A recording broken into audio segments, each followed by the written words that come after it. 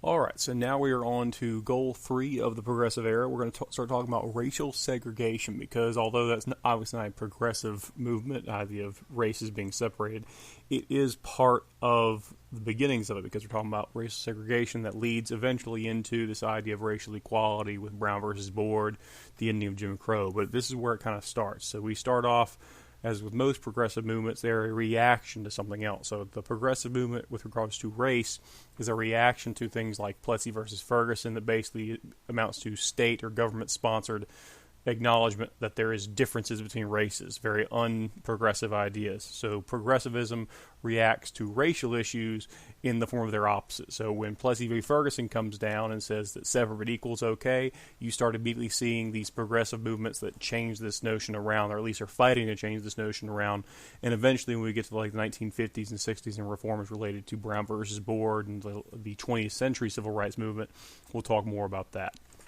All right, so Plessy v. Ferguson is a case that basically amounts to essentially the people involved.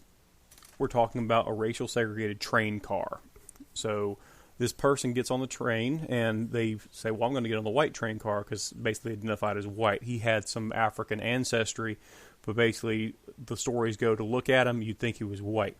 Now, there are no pictures of Plessy nowadays, but to give you an idea of what Plessy might have looked like, we often use G.K. Butterfield. Now, G.K. Butterfield is a congressman from North Carolina, but he's also the head of the Congressional House Black Caucus. But you're looking at the guy going, whoa, how is that guy the head of the Black Caucus? He's white as I am. Well, or white as you aren't, whoever's watching this video. This guy has African-American ancestry, and under the laws set by Plessy, any amount of African-American ancestry, the one-drop rule is what we sometimes call it, puts you into that segregated class of quote-unquote, term used at the time, colored group, colored classification. So we see that very famous image of the white water fountain, the colored water fountain. Well, Mr. Butterfield, if he'd lived at that time, during that time period, even looking the way he does, he would have been mandated that he use the colored water fountain because he had, quote-unquote, at least one drop of colored blood in him. This guy is often credited as being Homer Plessy, but he's not. This guy's actual name is Pink. He's a cool name. Pinckney Benton Stewart Pinchback. Cool name. Basically, he was a former governor of Louisiana, but this guy was Creole. He was 7/8 white and 1/8 black. If you would look at him today, you'd be like, that's a white dude. Well, back then, under the ruling of Plessy, he would be forced into doing things like using the colored-only water fountain, the colored-only libraries, colored-only seating in restaurants, all these things.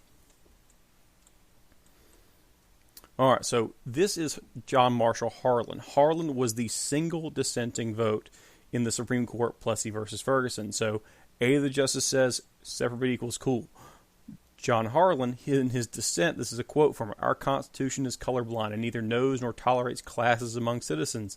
In respect of civil rights, all citizens are equal before the law. The humblest is the peer of the most powerful. Separate but equal in his eyes was obviously wrong. And later on, we talk about Brown versus Board of Education. The majority opinion in that case undoes Plessy, overrules it, says Plessy's bad law, separate but equal can't exist and it won't function. They actually cite Justice Harlan's dissent and says Harlan got it right.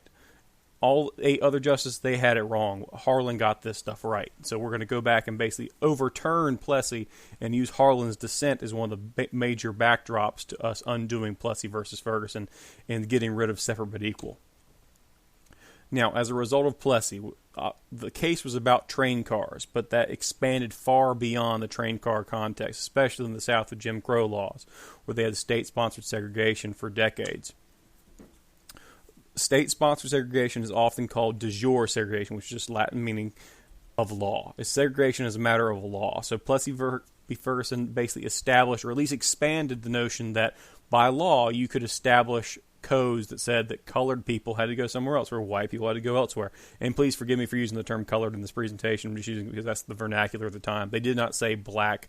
They did not say Hispanic. They said colored or white. That's what they did at the time. Terrible part of our history, but we have to acknowledge it. Here's some other basics.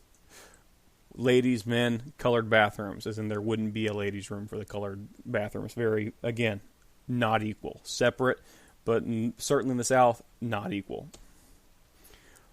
This is a black public library in the South during de jure segregation, so they had their own buildings. They had African Americans had their own schools, buildings.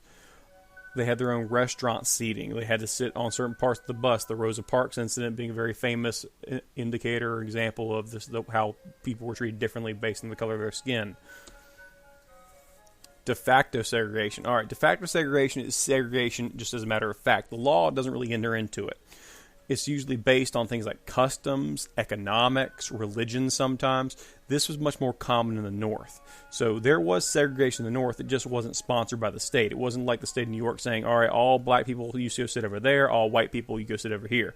It was, well, economics, tradition, inherent prejudices in our society. They kind of led to segregation happening. So here's a good map of it in just a moment. There you go. So this is a tract of land in the North. And I believe, let's see if I can't look at and see where this actually is. This is just a large metropolitan area up north. This is I think I want to say this is Milwaukee, but basically this is up north. So we're not talking about de jure or Jim Crow laws. This is just more or less quote unquote voluntary segregation. It's based on economics. It can be based on, again, religious values. But notice the African American and non-white Hispanics are very much separate. You have a little bit of interspersing right around here and there, but for the most part, most populations concentrated in this very, very small area. The same can be said for cities like Chicago, New York. You got Harlem in New York. You got the south side of Chicago. It would be the same way over and over and over again in these cities, and it was mostly based on economics at that point. There was some based on the idea of just like inherent racism, like white flight, where white people would just leave the cities and the African Americans would stay in the cities, that kind of stuff. But for the most part, in this point in history, it is based on economics. The poorer areas of the city would often be the homes of recent migrants who were African American descent coming up from the South, because that's where they could afford to live. And they would have mostly do the economics. But it was still segregation. It still had a lot of the same negative impacts as de jure segregation, but it just didn't have the law backing it up. It was just happening as a matter of fact as opposed to as a matter of law.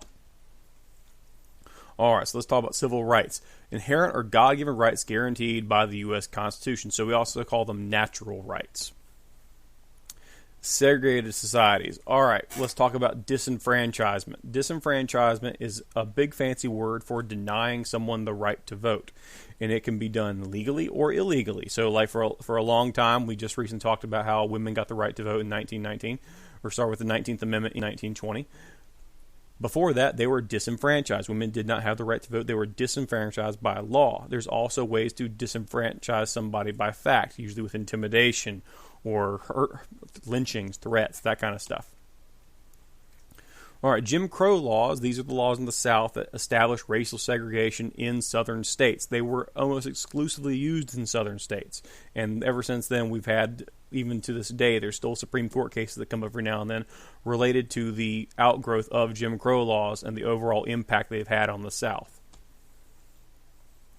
All right, here's an example of Nash County segregation. So this is the courthouse over in Nashville. It was built in the 1900s. It's been annexed and added on to since then, but it was built in the early 1900s during the Jim Crow era. All right, this is the plaque. Basically, this is like the board of trustees built, and various people who died, I believe, during the war from 1912 to 1914. All right.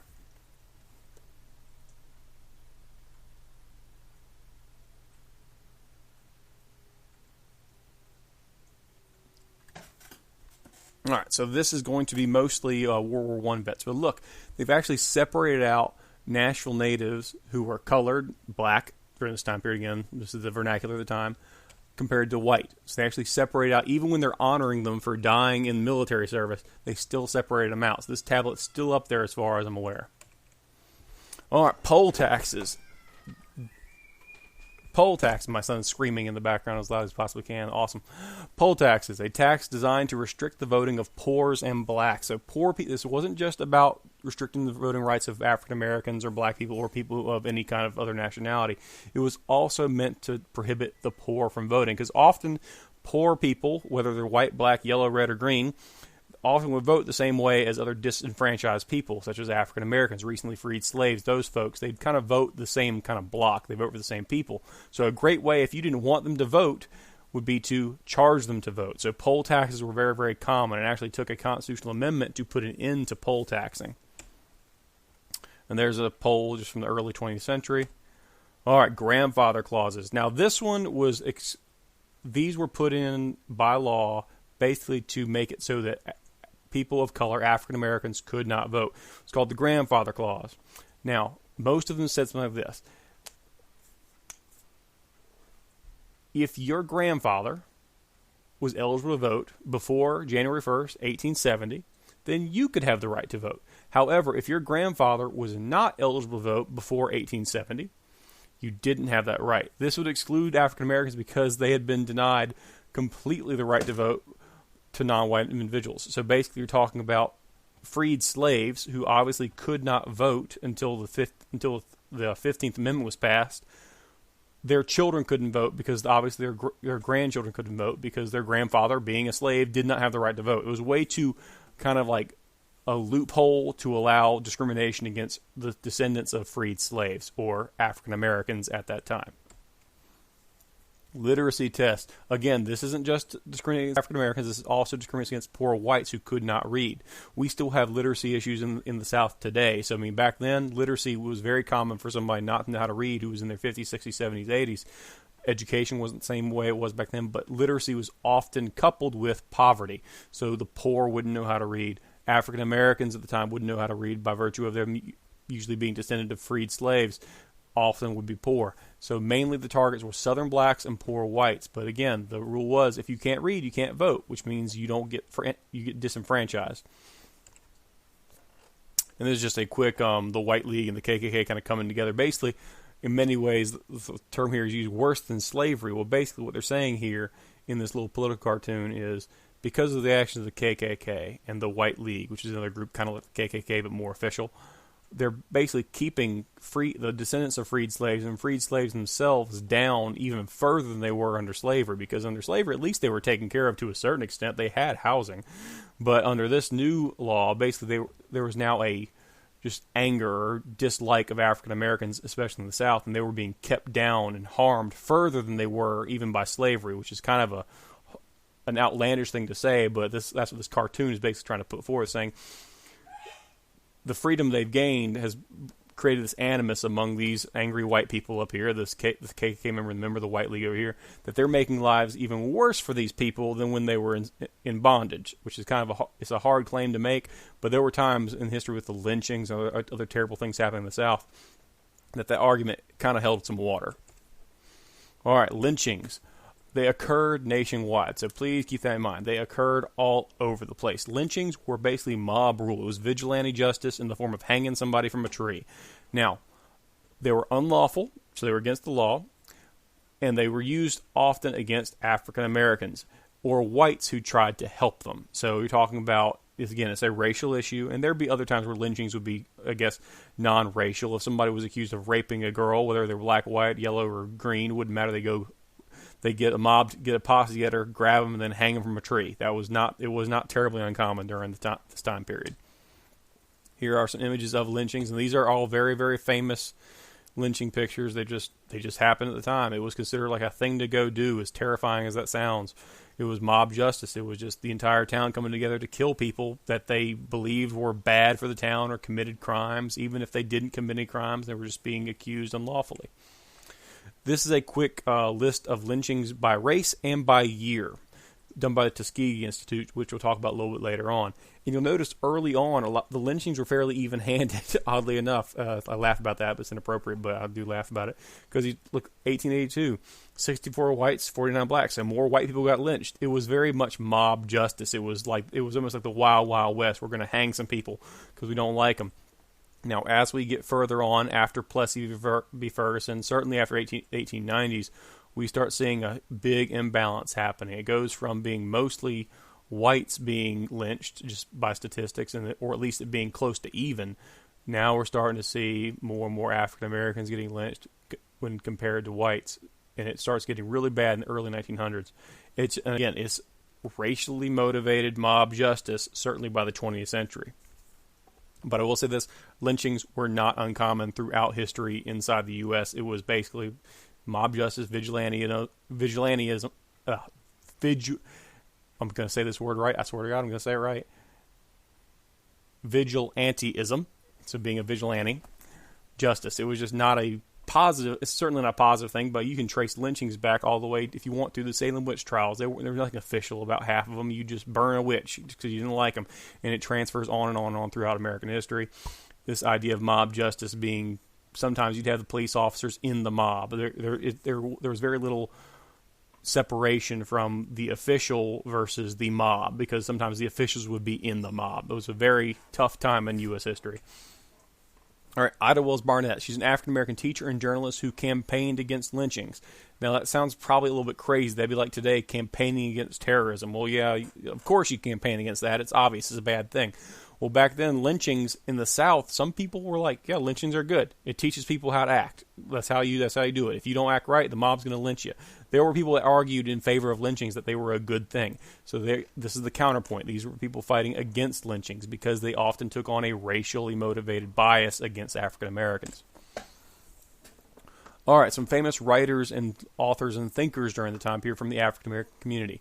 In response to Jim Crow, people like Booker T. Washington, he was an American educator, and he ran the Tuskegee Institute. He believed that African Americans could achieve economic prosperity and indiscrimination by learning trades and proving their economic worth. Basically, like, from Booker T. Washington's perspective, like, we weren't going to get equality just by asking for it or even by demanding it. We're going to get it by proving our worth and saying, hey, I can turn a wrench. I can teach kids. I can be a doctor. I can be a lawyer just like any other white person, and that's how we'll prove our worth. That was his view. He was a big encourager of vocational schools, teaching African Americans a trade beyond just farming, which had traditionally been what freed slaves had done because that was their skill set in the South. They knew how to farm and sharecropping and all the things that were kind of abused with sharecroppers. If we learn trades and learn how to do things from Booker T. Washington's perspective, that's how we'll gain our equality. It'll be economic in nature. And that's a picture of Booker T. Washington. He wrote a book called Up From Slavery where he kind of espoused these views about the value of education, especially vocational education, in an effort to gain equality. All right, the Atlanta Compromise speech. This is a speech by Booker T. Washington, and W.E.B. Du Bois responded to a speech labeling it as unacceptable. So we'll talk about Du Bois in just a minute, but basically they're two opposites of the same coin. From Washington's perspective, he wants to basically say we want to grow out of slavery by learning and gaining education, where Du Bois is like, no, we're going to get our equality by demanding it politically and saying we want our equality now. None of this growing into equality or taking time to prove our worth. We want it right now. And from Du Bois' perspective, the teachings of Washington and his speeches basically amounted to making African Americans second-class citizens because they had to come up from slavery and eventually gain equality, where Du Bois is like, no, we get it right now because we have the right to it. All right, so this is a quote from Booker T. Washington.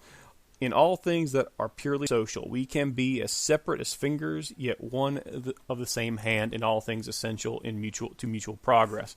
So he's basically saying, hey, we can be different, but we're all part of the same thing. And Du Bois didn't like that because he was like, well, that kind of treats us as separate, and that's going to result in us being treated as second class. All right. So on the 16th of October, 1901, shortly after occupying the White House, Teddy Roosevelt invited Booker T. Washington in to dine with him, with his family, and this ticked off the South. Southern politicians were like, no, and there's some terrible quotes about it that were actually said on the floor of Congress. Horrible things, just so terribly racist coming out of the Southern representatives. But basically, they did not like the idea that the president, the president's a Yankee from New York, from I believe Connecticut or New York, a New York family, and he's taken this African American in to be his advisor and have dinner with his family. They did not like this or the way it looked at all. There was a very famous book by Deborah Davis about it called Guest of Honor. So it's basically about how this whole event of a president bringing in an African American person, even someone as well educated and as well thought of as Booker T. Washington, just created just an outcry of just pure outrage in the South and other places as well. There was also some racially motivated congressmen up north as well. It wasn't just exclusive in the South, but the South obviously held on to more of it. All right, the Tuskegee Institute in Alabama, 1881. It was run by Booker T. Washington. It's a higher education institution with the idea of basically teaching Black Americans or colored Americans, African Americans, a trade. This would be like a big vocational school. It almost would be kind of like if they were just to make a big community college for African Americans in the South in the late 1880s, which would have been revolutionary. And this was revolutionary because it was basically a college by African Americans for the purpose of raising African Americans up under Booker T. Washington's ideas. And here are some images of the school itself. There's the Tuskegee Airmen of World War II. So you do some research on them. It's pretty cool. And all right, now let's talk about the opposite. Well, not really opposite. Different side of the same coin with W.E.B. Du Bois. He's the first African American to receive a Ph.D. from Harvard University. So this guy is highly educated at a prestigious institution. He believed that equality for blacks should be achieved by pushing for political, legal, and social equality for African Americans. He believed the talented 10th, the well-educated elite blacks, should be in leadership for the rest of the black population. He was a co-founder of the NAACP. So in a weird way, Du Bois was kind of an elitist. He wanted the top educated to kind of set policy for everybody else in the African American community. Didn't always work out that way. But the difference between him and Booker T. Washington was Booker T. Washington was like, we're going to work our way to equality. We're going to prove our merit. Du Bois was more like, we're going to demand our equality because we're entitled to it. So different aspects of the same coin. They both have the same goal. It's just how they thought going about achieving that goal was best. So Booker T. Washington worked for it. W.E.B. Du Bois demanded it because we have the right to it. And that's his full name, William Edward Burgdart Du Bois. And some people say it Du Bois, but I'm pretty sure even he said it was Du Bois. Wrote the book called The Souls of Black Folks, and it was a counter to Washington's Up from Slavery. So if you want to do a comparative analysis, two books, read one then the other, and you pick out points, because there are parts where basically Du Bois kind of comes out and says, just knocks Booker T. Washington's whole ideas down because he doesn't think they're appropriate, because again, his view is that Booker T. Washington's ideas do nothing more than make African Americans second-class citizens behind whites. All right, so here's a quick T-chart. I'm going to finish it out for you and run through it, but I would suggest that you write the T-chart down. It might take you a little while, but definitely write this down because it's a good thing to know all the various parallels between Du Bois and Washington. There. So pause it here, take a look at it, note the difference between immediate with Du Bois versus gradual growth from Washington, and basically understand the merits of both and why they both had a great deal of influence on the African American community during the time. All right, the Niagara Movement, founded by W.E.B. Du Bois and a guy named William Monroe Trotter in 1905 to promote the education of African Americans in liberal arts. So we're not talking about Washington who's like, we want them to learn skills, trade, vocations, and rise up. Du Bois and Trotter wanted them to learn liberal arts educations, leadership skills. They wanted to create extremely highly educated people out of this institute. Where the Tuskegee Institute taught craftsmen and taught skills, they wanted to promote African Americans learning high-level conceptual skills like leadership, lawyering, doctoring, that kind of stuff. They didn't want it just to be on turning wrenches, knowing how to basically do a basic skill like welding or anything else. They wanted them to have high-level skills that leaders would have. They wanted to be educated in philosophy, sciences, political sciences, all election science, government, that high-level stuff, so they could grow. Those African Americans could grow into leadership positions within society. And here's a picture of members of the Niagara Movement, and guess why they named it that? Because of Niagara Falls. All right, the NAACP. You cannot talk about African American and racial inequality without talking about the NAACP, founded in 1909 to promote racial equality. That's the whole purpose of it. That is why it was brought into existence, and that's basically still why it's there today. Now, they do expand beyond just racial equality. They've also, the NAACP also gets into things like gay and lesbian issues. They get into other racial issues. They don't just deal with, quote-unquote, colored people, which is what the CP and NAACP stands for. They deal with multiple racial issues, and it depends on where you are. So like the NAACP in Texas is going to be dealing more with African American issues as well as maybe Hispanic American issues or other different racial minority groups.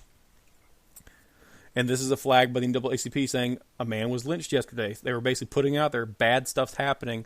They were trying to get information out, and they were trying to change the habits and the laws to make it so that men weren't lynched for no daggone reason. The Crisis was the official magazine of the NAACP. This is a famous cover from it.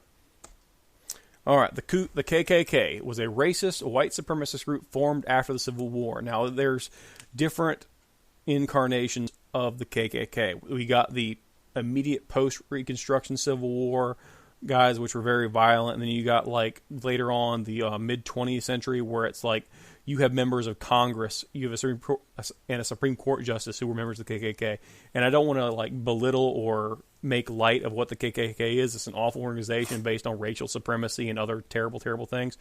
But at a time, especially in the South, the membership of the KKK was huge, to the point that you would look at the KKK the way we nowadays look at, like, the Lions or the Rotary Club. It was just part of politics. If you wanted to make it anywhere in a southern town, if you wanted to become a judge or any elected politician or even a government worker, you better be a member of the KKK, because that's the local organization where all the bigwigs hang out.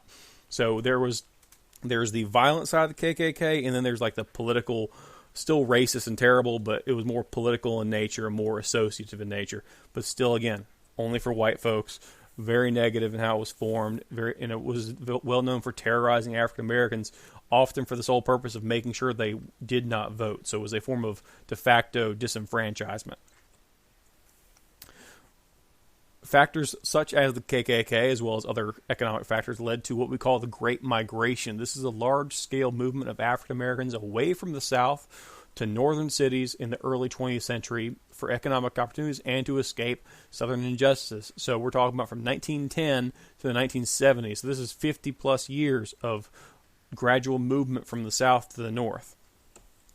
And this is Jacob Lawrence did a political cartoon basically about the migration, called The Migration of the Negro.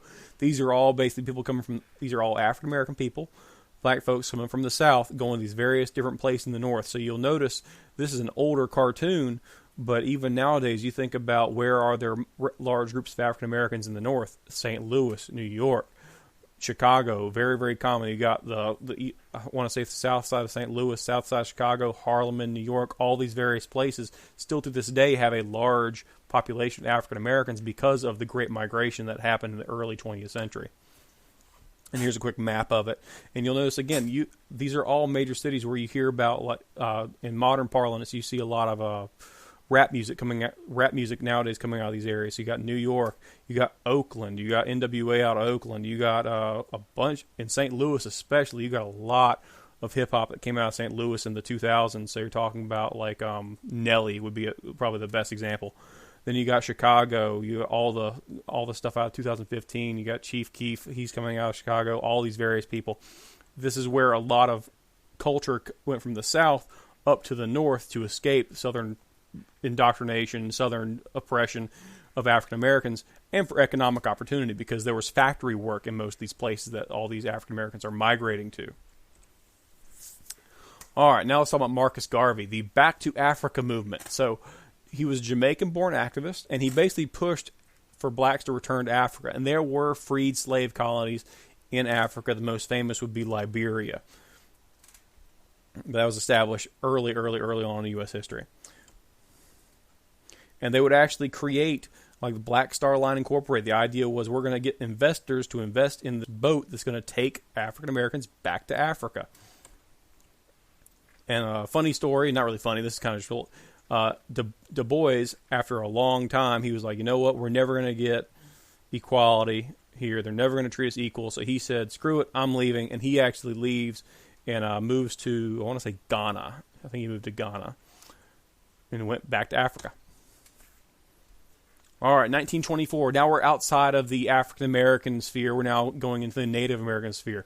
The 1924 Native American Suffrage Act granted Native Americans the right to vote and citizenship. Because remember, we still had the reservation system in place. So there were still a lot of Native Americans living on reservations that were treated as separate countries, that they had their own laws. But now, because this law basically established that even if they're living on a reservation, they still have the right to vote and citizenship.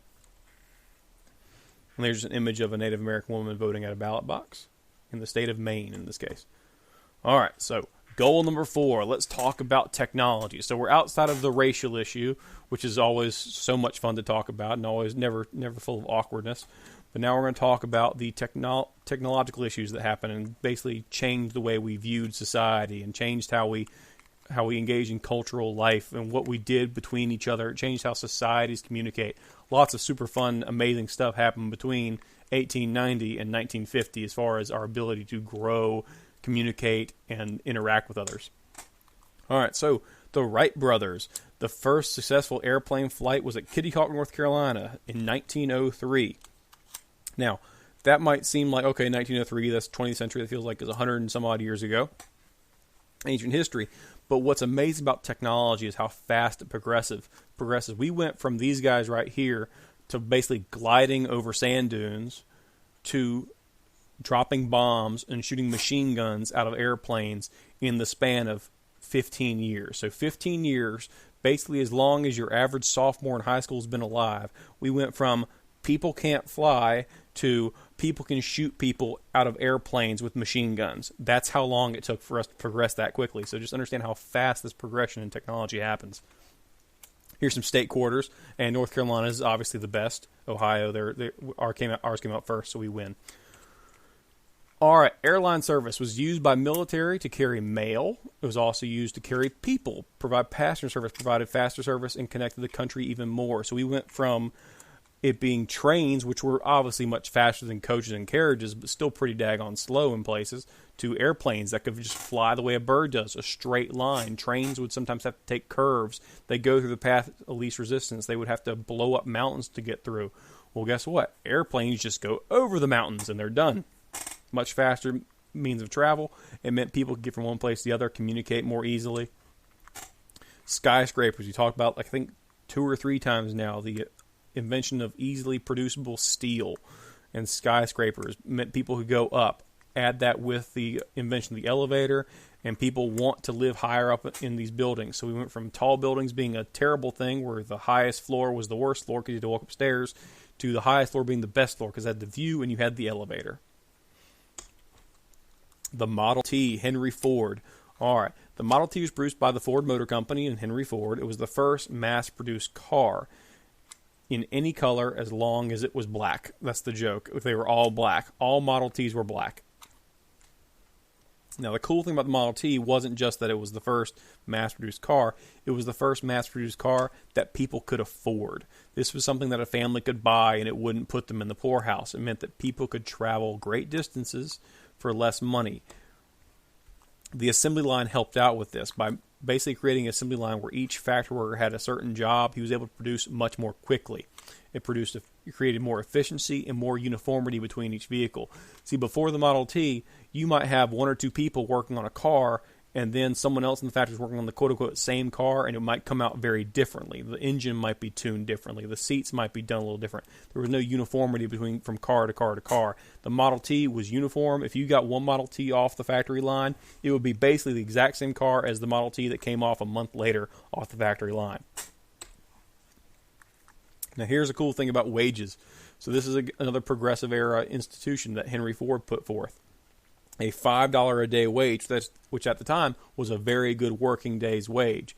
He saw his workers as his potential consumers. So his workers might one day buy his product. And if he didn't pay them anything, well, they couldn't buy his product. So he was paying them a wage where they could afford to buy the car that they were making. Where before, if you were working on a car, you weren't going to be able to afford ever to buy one. Workers as consumers was the idea that Henry Ford put forth, and to this day we still kind of do that to the extent that we still produce in the U.S. All right, mass media culture. All right, so we now have improved a lot of radios. So radios used to be kind of like a novelty. You'd see them around, but certainly weren't enough radio stations. They were usually used for things like military, police bands. Now we have radios using FM signals where you can advertise, play music.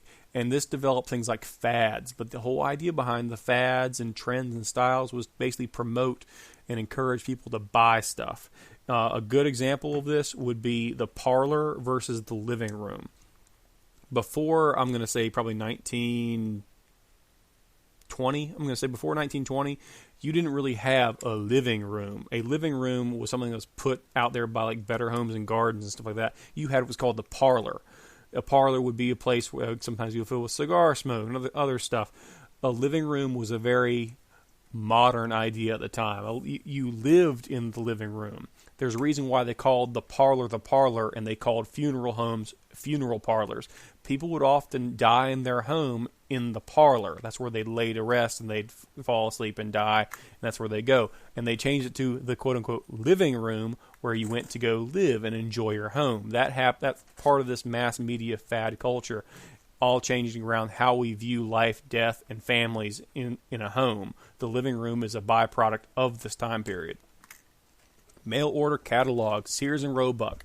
They're almost out of business now, but back at the time, if you wanted to buy anything, and I literally mean anything, you went to the Sears and Roebuck catalog. They actually had mail order houses, as in you could go to the catalog saying, hey, I like that house that's in this picture, and they say, good, we'll send you one, because that's how these catalogs were. You could buy guns, you could buy scuba gear later on, the Sears Roebuck catalog. They'd be these huge, thick, massive things, and you just go through them like, I want this, I want this, I want this, and they'd send it to you cash on delivery, and you buy the thing right out of the catalog. Crazy, crazy, crazy way to think of it now, but it was the closest thing they had to eBay or Amazon back then. It was just slower, but it was the height of convenience at the time. The sewing machine made it possible for more clothes to be produced more efficiently and faster. So before this, we had seamstresses who would work in factories and kind of sweatshop kind of conditions. The sewing machine sped this all up.